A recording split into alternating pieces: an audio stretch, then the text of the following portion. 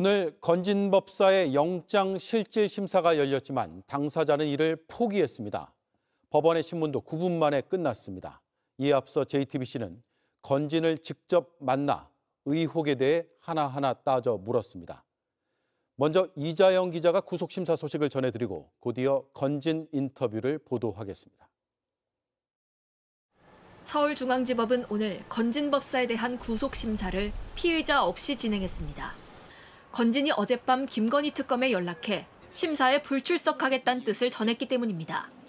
특검팀은 예정대로 법정에 나와 건진 법사의 구속이 필요하다고 구두로 설명했습니다. 300여 쪽 분량의 의견서도 제출했습니다.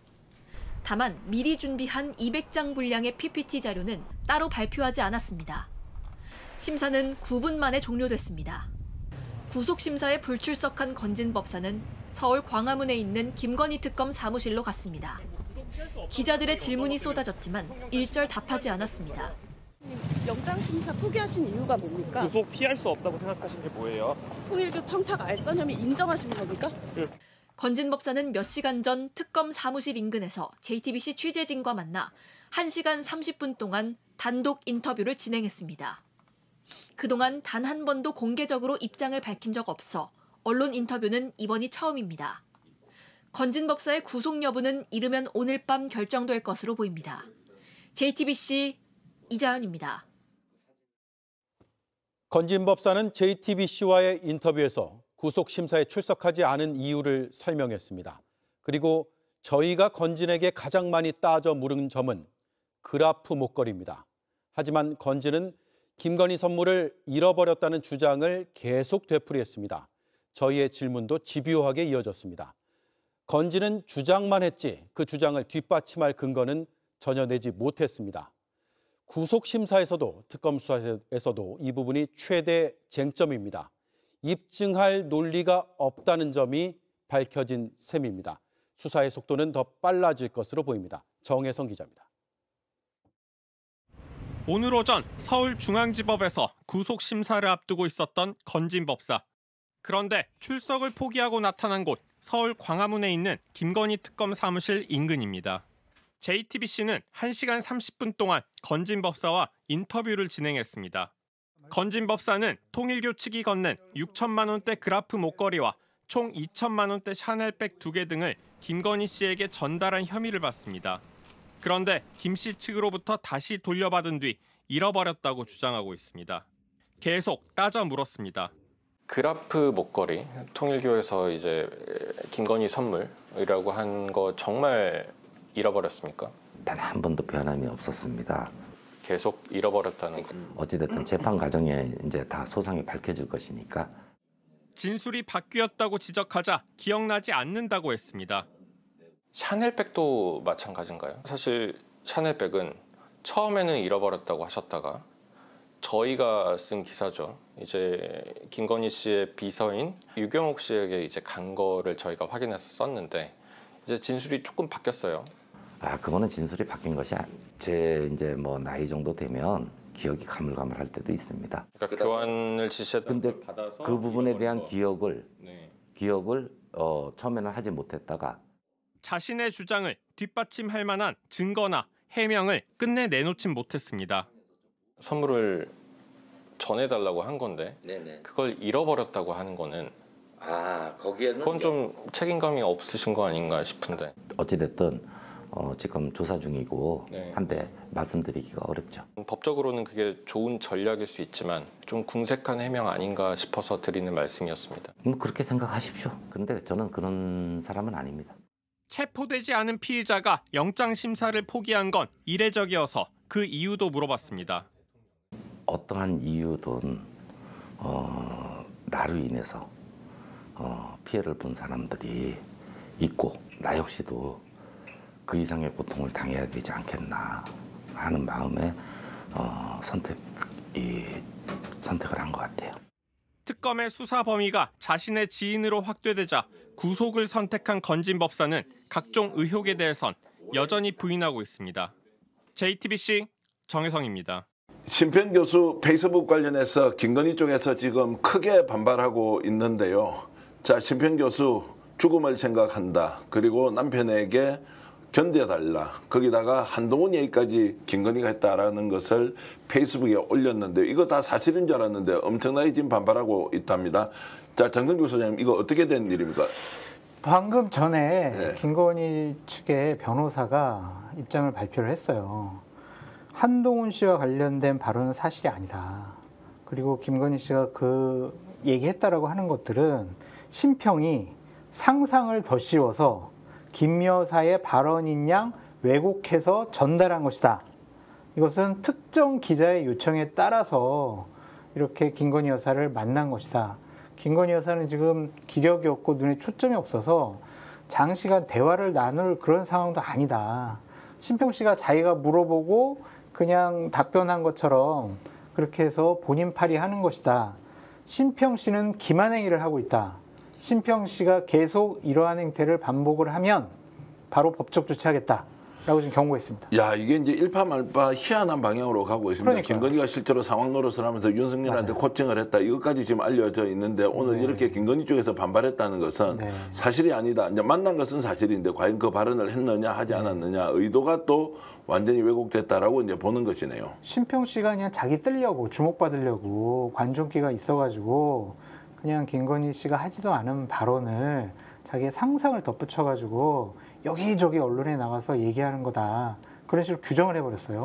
그러니까 법적 조치하겠다고 얘기하는 거죠. 야, 지금 이제 이것도 그 특정 기자가 지금 심평에게 요청을 했다라는 그렇죠. 이제 이것도 지금 공개하면서 특정 기자가 누구냐라는 이야기도 있고요. 네. 거기에 또 최재형 목사 이름이 거론되니까 네. 최재형 목사가 마치 김건희를 속이기 위해서 간 것이다. 네. 라고 하는 방식으로 이제 심평이 이야기를 해버리니까 네.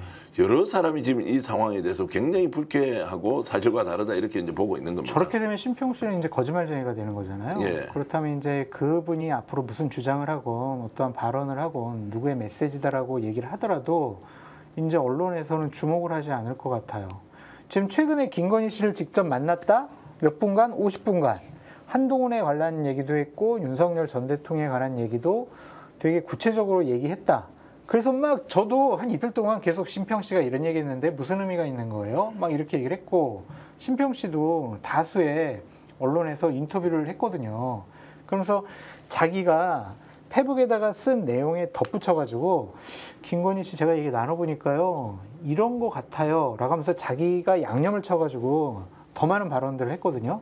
이제 그런 것들이 다 사실이 아니다. 그런 식으로 부인을 하는 거죠. 야, 그러면 이제 이것도 한번 보겠습니다. 이제 심평 교수, 심평 변호사가 지금 이제 어느 언론인한테 전화가 왔는데, 네. 자 이렇게 나와 있습니다. 이제 윤석열은 정의로워지려고 부단히 노력한 사람이다. 김건희도 얼마나 마음이 따뜻한 사람이냐. 샤넬백 사건도 그렇게 도와주려고 하다가 최 목사가 말려든 것이지 않습니까? 애초부터 말도 안 되는 줄리로 모함하여 괴롭힘 당한 건 또한 있습니다. 자, 그래서 이 기자가 심평 변호사에게 김건희 여사를 좀 도와달라라고 이제 김건희 도움 요청을 했다고 했는데 네. 이것도 지금 일파만파인데 어쨌든 그 부탁했던 기자가 누군지는 알 수 없지만 해명을 하지 않을 수가 없겠는데요. 그럼요. 이제 저희가 이게 방송되는 시점에서는 그 해당 기자가 본인의 입장을 밝힐 것 같아요. 예, 예. 당연히 이제 누군지 소문 날 거 아니겠습니까? 예. 그럼 그 기자한테 또 많은 기자분들이 취재가 들어갈 수가 있는 것이고, 만약 이렇게 심평 씨의 말이 맞다면은 기자한테 이제 농락당했다 이렇게 읽을 수밖에 없는 상황이잖아요. 그러니까 이거는 심평 씨와 그 기자 사이에 이제 여러 가지 해명들이 맞춰져야 될 것 같아요. 진실 공방으로 될 것 같습니다. 기자도 이제 굉장히 오해를 받을 수밖에 없는 이제 발언 내용으로 만약 이렇게 얘기를 했다면 이제 현상에 대한 인식을 어떻게 하느냐 문제가 당장 나올 수 있고 어쨌든 최재형 목사도 이제 이런 상황이니까 결국 김건희가 이렇게 이제 반발을 한다는 것은 팩트가 아닐 가능성이 오히려 더 높다고도 보십니까? 어떻습니까? 그것도 있는 것 같고요. 예. 또한 이것이 발언이 되니까 상당히 일파만파. 김건희 아직도 정신 못 차렸네. 예, 예. 와 진짜로 정말 상황 노릇을 했거나 아니면 부의자로 역할을 했거나 그렇게만 언론에서 계속 한 이틀 동안 비판을 받았어요. 이것이 나의 재판에 유리하지 않겠다. 그런 생각이 들어서 근본적으로 모든 것을 다 거부하고 있는 것 같다라는 생각이 듭니다. 김건희의 정치적 판단에 의해서 반박을 하는 수도 있다는 것도 우리가 열어놓고 봐야 되겠습니다. 심평이 100% 거짓이다라고 보기에도 한계가 있는 것 그렇게 같은데. 봐야 될 것 같고요. 네. 만약에 심평 씨 발언이 거짓말이라면 그저께 밤에 나왔어야 돼요. 네. 아니면 오늘 아침이라도 나왔어요. 네. 그런데 그러지 않았잖아요. 지금 거의 한 이틀 정도 됐단 말이에요. 예. 그동안 일파만파 막 정말 전 국민이 알 정도로 모든 방송 시사 방송 아이템에 이거 다 중요하게 다뤘거든요. 네.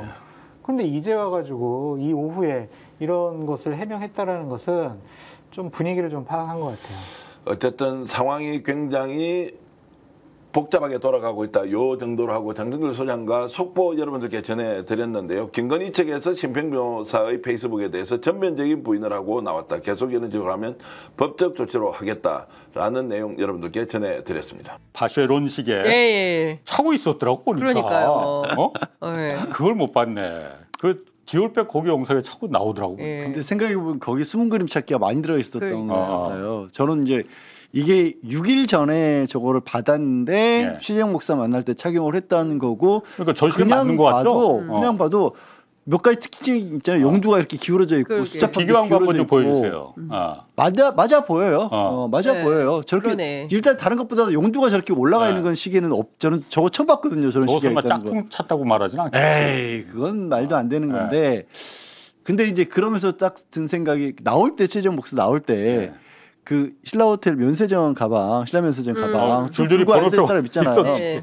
그럼 그 여세 동안의 그 공란은 얼마나 많은 것들이 있었을까. 맞아요. 그리고 저렇게 무려 5천만 원에 되는 시계를 받아서 아무렇지도 않게 일상에서 착용하고 있었다는 거잖아요. 예. 예. 사실 저거 일상생활할 때 저런 명품들은 잘 안 차는 걸로 저는 이렇게 좀 특별한 차림새 이럴 때 하는 건데 그랬으니 한편으로는 그건 맞다.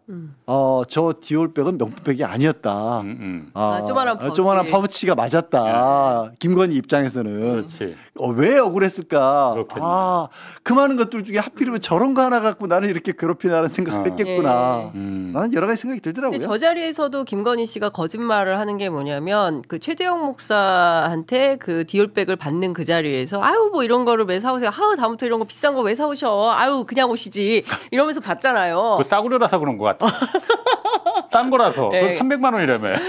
그러니까요. 조그만한 파우치. 그러면서 그 자리에서 무슨 얘기를 하냐면 제가 그 액세서리 갖고 막 논란이 되니까 네. 그거 빌린 거예요. 네. 그 얘기를 하잖아요. 빌리긴 뭘 빌려요. 뇌물로 받았지. 그래놓고 그것도 빌린 거라고 천연덕스럽게 그냥 거짓말을 입에 달고 다니는 거다. 모든 게 다 거짓말이에요. 예, 특검팀이 진짜 거짓말을 너무 많이 해가지고 정말 수사에 그 난항이 있다라고 얘기를 했는데 저 자리에서도 정말 눈 하나 깜짝하지 않고 그거 빌린 거예요. 그러니까 그 얘기는 무슨 얘기냐면 최재형 목사님이 진보 쪽에 있는 사람이니까 그 진영에 가서 내가 이런 얘기를 하더라라고 전해줘라. 일종의 전파용으로 최재형 목사를 저는 이용한 메신저로 썼다라고 생각을 하는 거예요. 그러니까 그런 측면에서 보면 참 교활하다라는 생각이 좀 드는 거고 최재형 목사님 어제 제가 통화를 했는데 굉장히 작은 그 카메라 몰래 카메라를 장착한 시계를 차고 본인이 들어와서 자기가 그렇지. 얼마나 떨리겠어요. 걸리면 어떡해요. 그렇지. 그래서 조금만 움직여도 천장만 보이고 막 이래가지고 잘 이렇게 맞추고 하면서도 신경을 썼던 게 뭐냐면 저 사람 안경은 명품이 혹시 아닐까? 시계는 뭘까? 입고 있는 티셔츠 뭐 처음에는 뭐 하얀 티셔츠 예. 티 쪼가리를 입고 나왔다 이런 비판도 하셨지만 혹시 저것은 명품이 아닐까? 뭐 이런 여러 가지 궁금증을 가지고 봤는데 휴대폰은 아이폰 기종을 쓰고 있었고 손목 시계는 별로 비싼 거라고 생각을 못했대요. 그냥 한 5만 원짜리 정도 되나 보다. 그때만 하더라도 김건희 씨에 대해서 적확하게 판단이 되지 않을 무렵이어서 일정 정도는 뭐 그때 막 서민 코스프레 많이 했었잖아요. 그래서 그런 정도의 동화된 측면이 있어서 그렇게 비싼 거라고 생각을 못 했는데 안경도 지금 생각해 보면 저 명품 아니야? 이제 이런 생각이 드신다 얘기를 하더라고요. 예. 김건희 저 안경. 예. 요즘도 저 특검에 저 안경 쓰고 나오던 것 같기도 하던데 저 안경도 진짜 뭐 몇 천만 원 하는 거 아니야? 그럼 설마 안경 모르겠어요. 근데 바쉐론도 사실 전 처음 알았거든요. 그런 시기가 있다는 것도 아마 많은 국민들이 그랬을 거예요. 저도 처음 들었어요. 최재형 목사님도 신경을 써도 못 알아본 그렇죠. 것뿐이에요. 맞아요. 뭐가 있는지 모르는 거고 그리고 여기서 이제 또 지금 말씀하신 거 비춰보면 밖에 나올 때 서민 코스프레 한 거고 그러니까 저렇게 혼자 사무실에 있으면서 저런 거 사고 있는 거고 그렇죠. 뭘 가지고 있을지도 모르는 거고 해외 나갈 때 그 에코백 들고 다니는 거 그 가식. 그러니까요. 아니 그리고 저 장면에서 옆쪽에 보면은 화제가 됐던 게 노란색 휴지예요. 비싼 그거. 저 그거 뭐더라? 어느 나라 7만 휴지더라? 원인가? 뭐 프랑스 네덜란드 건가 휴지였나? 네덜란드 모르겠어요. 뭐. 하여튼 무슨 한때 그래서 또 그게 쿠팡에 막 팔리겠다고 그래? 코가 잘 풀린데? 잘 모르겠어요. 닦이나? 그러니까 저 여성은 예.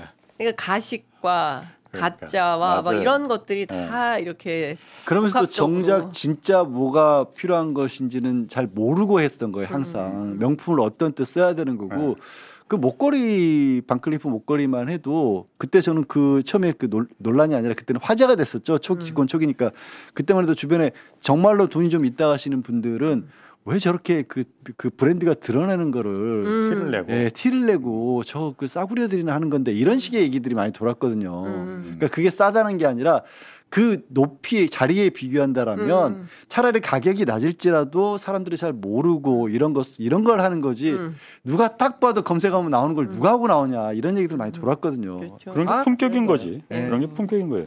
자 일단 그런데 지금 다룰 게 많습니다. 저 시계 바세론 시계는 지금 실물은 어디 갔는지 아직 모르고 보증사고 케이스만 오빠 장모 집에 그렇죠. 있었잖아요. 나머지 그라프 목걸이나 이런 것도 지금 싹 어딘지 다 없어요. 몰라. 예. 그 경기도 구리에 지금 컨테이너 박스에 2개가 있었는데 그중 하나가 지금 없어졌다는 거예요. 그렇죠. 지금. 어제 뉴스에 나왔어요. 유경옥이 그걸 치웠다는 거잖아. 맞습니다. 이게 그럼 거기 다 들어있었을려나요? 그랬을 것 같은데. 저는 상당히 의심이 됩니다. 왜냐하면 일단은 컨테이너가 2동이 있었던 거잖아요.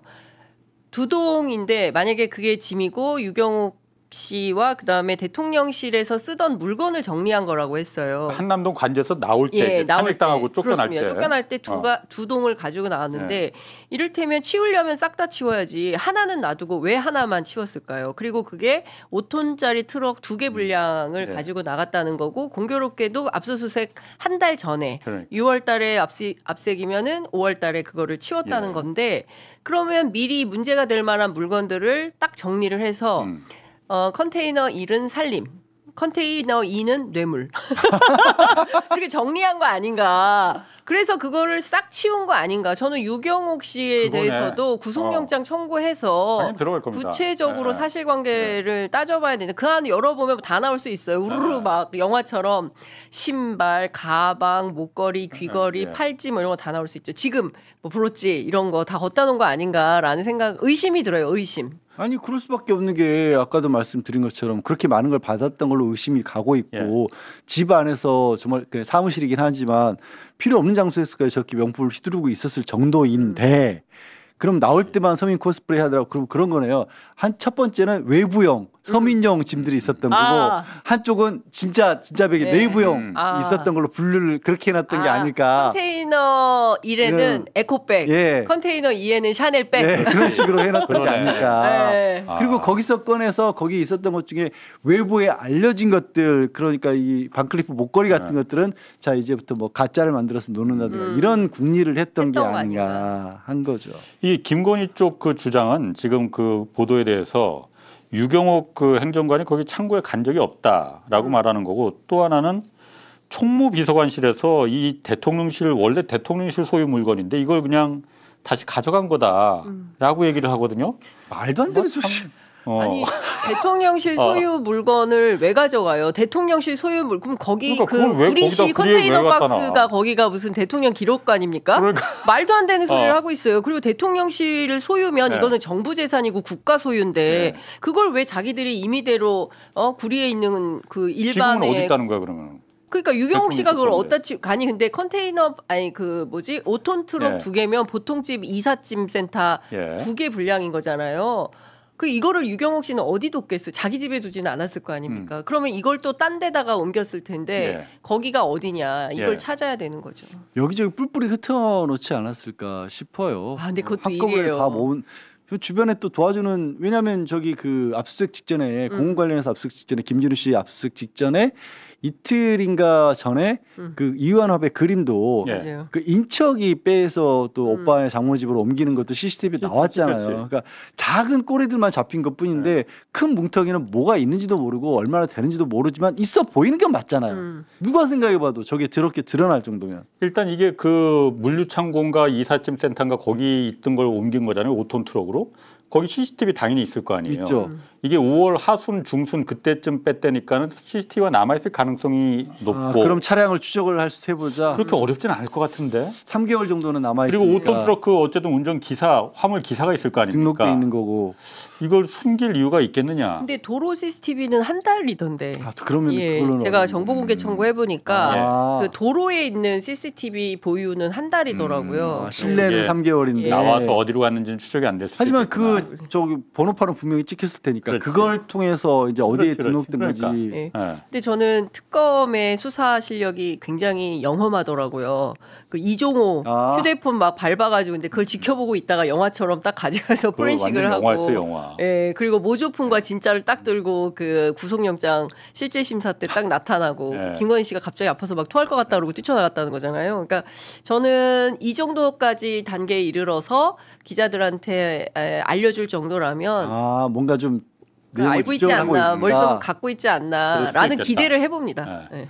그 특검 수사관은 안 그래도 그 얘기가 나서 폰 휴대폰 그 미행하고 몇 날 며칠을 밤샘 그러니까요. 미행을 했다는 거거든요. 예. 그러면서 저는 그 말이 가장 감동적이었다기보다는 이 특검 수사관들은 현장에서 뛰는 수사관들이잖아요. 자기들이 그런 생각을 하고 우리들은 지금 제2의 반민특위 여기에 지금 대한민국에 국군이 달려 있다라고 그 사명감을 갖고 수사를 한다는 거예요. 그러니까요. 그 근데 진짜 사초를 쓰는 심정. 그 수사관 분 입장에서 저는 생각해봤어요. 한강으로 갔을 때 상식적으로 누구나 강물에 던질 거라고 생각을 하니까 얼마나 그걸 좋아하지 긁고 폰을 들고 내렸을 때 지금 덮칠까 말까 굉장히 고민했을 것 같아요. 그 순간. 왜냐면 던져버리면 찾기가 어려우니까. 근데 갑자기 꺼내서 발로 밟기 시작하니까 얼마나 그 순간에 어이가 없었을까. 그 순간 생각하면. 근데 발로 밟은 다음에 통상은 강물에 던지는데 그러니까. 또 쓰레기통에 버린 것도 그것도 참 미스테리예요. 그 부분에 대해서 그러니까 이게 뭐 그 유도한 거 아니냐, 목걸이 가짜인 것처럼 얘기도 있는데 제가 봤을 때 그건 아닌 것 같아요. 미행하는 걸 전혀 몰랐어요, 이 사람들이. 그렇죠. 나중에 그리고 미행하는 거 그 뒤에도 계속 미행을 했다는 거거든요. 네. 이달 초에 한 번 들켰어. 그래서 이종호가 한번 그 항의를 한 기사 잠깐 나온 적 있거든요. 불법 미행했다고. 잠깐 또 들켰어. 한번 미행하다가. 그러니까 이 사람들이 그렇게 치밀하지 못해요. 치밀하지 않고 그런 거잖아요. 그 가짜 목걸이를 심어서 이걸로 우리가 주의를 돌릴 수 있을 거라고 생각할 정도의 수준인 거예요. 자기네들끼리는 딱 시나리오를 짜놓고 있어서 그렇게 하지만 사실은 그게 말도 안 된다는 게 이번 주에 나온 것 중에 제일 황당했던 게 관봉권 얘기잖아요. 그렇죠. 예. 그걸 누가 믿으라고 그런 얘기를 해요. 하지만 그전에는 윤석열이라고 하는 뒷배가 있었으니까 그런 식으로 십몇 년을 살아왔으니까 그 주변에 저는 좀 속된 말을 표현을 쓰자면 동네 양아치 수준의 인간들이 그렇게 사기치고 돈 해먹고 하다가 갑자기 전국군을 맡아버린 그런 현상이기 때문에 하는 행동이나 이런 거는 여전히 양아치급인 거예요, 사실은. 근데 저는 믿는 구석이 여전히 있는 것 같다라는 생각이 좀 들어요. 특검 수사 연장한다 하더라도 최장 170일까지만 견디고 버티면 그 다음엔 또 검찰이 알아서 해줄 거야. 이런 미몽에 사로잡혀 있는 게 아닌가라는 생각을 하고 관봉권 같은 경우는 도무지 납득하기 어렵잖아요. 근데 그런데도 그런 일이 검찰에서는 있었던 거잖아요. 그리고 지금 뭐 정성호 법무부 장관이 특별감찰을 수사로 전화했어 지금. 예. 그러니까 그거는 그런가요? 뭔가 수사로 오늘 전화를 했거든요. 네. 전화를 했다는 건 3일 만에 감찰해서 수사로 전환했다는 건 뭔가를 범죄 혐의를 포착했다는 거네요. 찾았다는 거죠. 예, 그렇죠. 나 남부지검은 사실 굉장히 수상해요. 많이 왜냐하면 지금 수상합니다. 이삿짐 그것도 경기도 구리에다가 이삿짐을 갖다가 김건희가 컨테이너 2개를 했는데 6월에 찾아갔는데 한 달은 안 됐고 바로 직전에 김건희가 먼저 뺐다는 거 아니야. 네. 이게 정말 우연일까? 그러니까 사실 알려준 거 아닐까? 네. 딱 그게 의심스러운 거야. 남부 왜냐면 관봉띠 그 없앤 거 보고선 내가 너무 이상하잖아요. 이 남부지검 이거 이상하다 이거. 그 관봉만 있었던 게 아니에요. 건진과 관련해서는 남부지검에 이상한 일들이 많았어요. 예. 그 비밀의 방도 너무 이상하잖아요. 그러니까 보고선 그게 그냥 보고 그냥 비밀의 방이 말이 비밀의 방이지 4평짜리예요. 네. 그게 어떻게 비밀이 될 수 있어요? 그러니까 그 신흥석 검사장과 관련해서는 특수직무유기를 포함해서 증거인멸 범인 은닉 등등에 대해서는 반드시 수사가 필요한데 그 이분이 검찰을 나와버렸잖아요.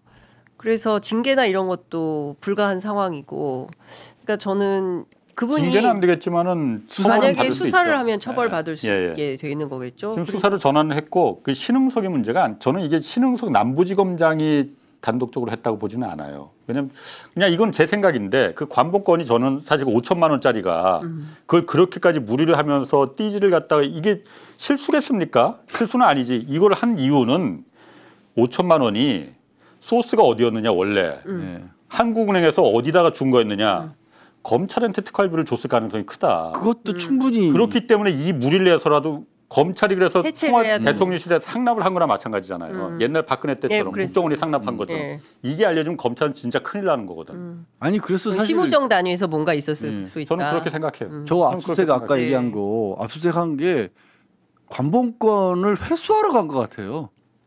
압수수색이 아니라 관본권 가져다가 없애려고 간 것 같아요. 심지어 그런 생각까지 들어요. 건진법사 압수수색 아니 왜냐하면 가서 아까 얘기했다시피 진짜 알맹이라고 했으면 법당 지하법당은 비밀이 될 수가 4평짜리가 어떻게 무슨 건물에 4평짜리 방이 단독방이 비밀이에요? 그게 무슨? 그거는 막상 보고도 지나가고 관문권만 싹 가져와서 띠지만 싹 없애버리고 지금은요 저게 설령 나오더라도 법적으로는 증거가 없어요 이제. 그렇죠. 예. 저 사진 찍혀 있는 게 아무 소용이 없어요 원본이 없으면. 그렇죠. 압수품을 훼손한 거잖아요. 근데 그 교묘한 게 뭐냐면 액수가 중요한 게 아니거든요. 5천만 원이나 3천 그 돈을 세려고 그걸 뜯었다는 거잖아요. 그 새내기 직원이. 근데 그 돈이 액수가 중요한 게 아니라 관본권 자체로 되어 있으면 그 봉지욱 씨가 얘기하더라고요. 압수수색하면 딱 그 되면 그 자체로 밀봉을 하는데 저거면 저런 정도의 수사 보고서에서 나온 거기 때문에 저 자체로 딱 그 밀봉을 해서 가지고 있어야 되는데 그거는 다 당연히 압수품을 훼손해 버린 거니까 저렇게 되면 저걸 가지고 건진을 처벌할 수도 없다. 네. 아니 돈 액수를 확인하기 비닐로 포장돼 있는데 왜셔 그걸 비닐로 포장돼 있는데 그래서 노란 고무줄로 묶어놨대잖아요. 노란 고무줄. 진짜 난 정말 이걸 어떻게 그리고 고무줄. 100번 양보해서 정말로 그런 일이 있었다고 쳐요. 뭐야. 네. 근데 지검장 입장에서 이 중요한 시국에 그런 실수를 했어? 그러면 이게 나중에 문제되지 않기 위해서 바로 밝혀야 돼요. 아 이런 일이 황당하지만 있었다. 그래서 내가 지금 바로 조사해서 혹시 어디 있는지 주변 쓰레기통까지 다 뒤지고 있다. 이렇게 얘기를 해야 되는데 쓱 빼놓고 있다가 자기네들끼리 통일교와는 관련이 없는 것 같아서 사건이 안 된다고 하고 특검에도 인계를 안 했다는 거잖아요. 이걸 어떻게 믿어요, 이거를. 그리고 검사들이 처음에 초임 검사 그리고 검사들 교육을 할 때 특수부 선배 검사들이 와서 처음에 제일 중요하게 알려주는 게 뭐냐면 증거 보존을 하는데 특히 돈과 관련해서는 그 돈을 세서 띠지로 묶은 다음에 그 출납 창구 직원의 도장이 찍히잖아요. 이 도장만 가지고 역추적을 해서 돈의 흐름을 찾아낼 수 있다는 거예요. 그래서 이게 굉장히 중요하다라고 교육을 엄청나게 받는데요. 근데 그거를 다 풀러서 고무줄로 묶었다? 이건 있을 수 없는 일이라고 전직 검사들이 다 난리를 칩니다. 그러니까 이게 검찰 특활비가 아니라면은 국정원이나 대통령실의 특활비였다가 그게 건진으로 넘어간 거라면은 검찰이 저렇게 무리수를 둬서 정말 다 벗고 저걸 갖다 없앨 이유가 하나도 없잖아요. 지금 검찰 남부지검 수사관을 입건을 했다는 거거든요. 수사관 선에서 끝난 거냐 정말로. 이게 아니면 수사관한테 야 그거 검사들이 다 봤을 거 아니에요. 그렇죠. 돈 세는데 그냥 혼자 세게 놔뒀겠어. 얘가 정말 집어넣으면 어떻게 하려고. 다 봤을 거 아니야. 없애는 거 다 없애라고 했으니까 없앤 거지. 그렇죠. 그 부분 정확히 좀 해야 됩니다.